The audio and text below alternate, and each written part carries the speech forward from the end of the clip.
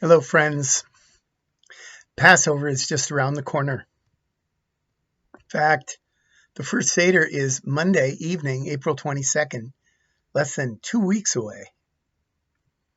Those of us who are either hosting a Seder or attending one of a family member or friend could not possibly imagine not preparing the food, soup, the brisket or chicken, the salads, and of course the symbolic foods, the matzah, the mor, the charoset, all the items on the Seder plate, and of course the desserts.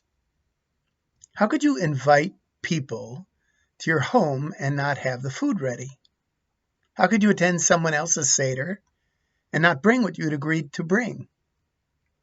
And while the food is certainly an important part of the festive meal of the Seder, all of the symbolic foods are simply meant to stimulate the discussion around the Seder table. And some of us are content to simply trot out the old Haggadah we've been using for years.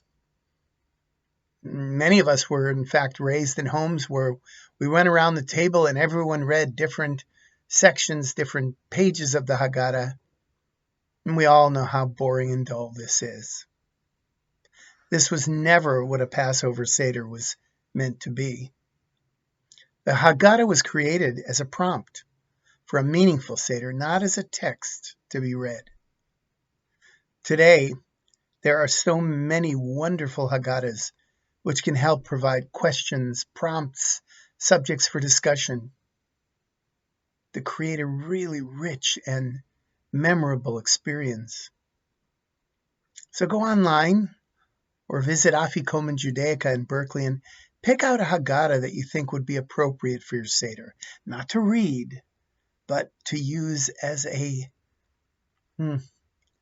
springboard for deep and meaningful discussion.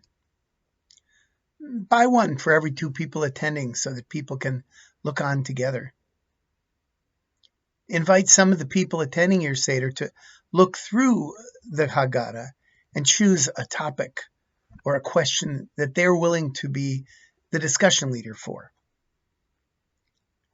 Some of you, I've heard and I'm delighted to know, have created your own family Haggadah. You've put things together from other Haggadahs and other sources. And if you have, consider 2 things. One, might be a good time to update it. There are so many, as I said, wonderful new Haggadahs and new sources on the internet. So again, go online or visit Afikomen and peruse.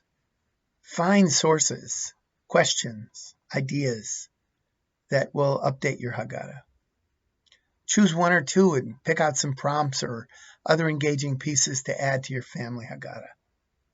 Secondly, if you really love your family Haggadah, consider sharing it with friends who also might find it worthwhile.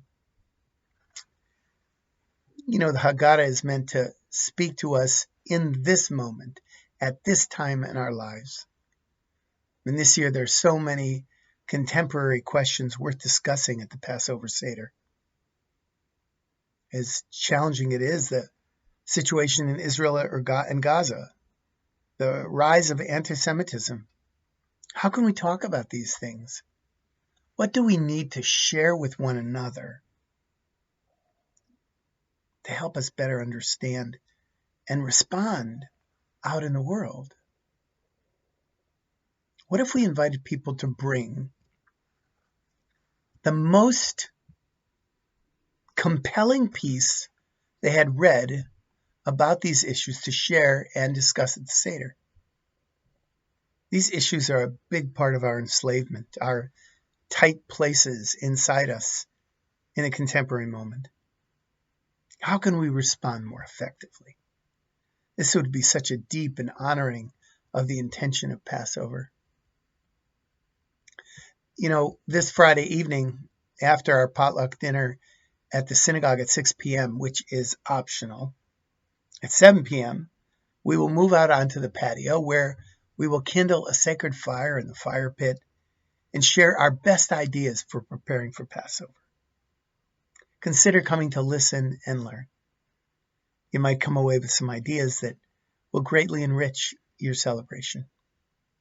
I hope to see you there to celebrate Shabbat together and prepare for Pesach, Passover, in a meaningful way. Ken Yehi Ratzon, so may it be. Stay safe and be well. Shalom uvracha, peace and blessings.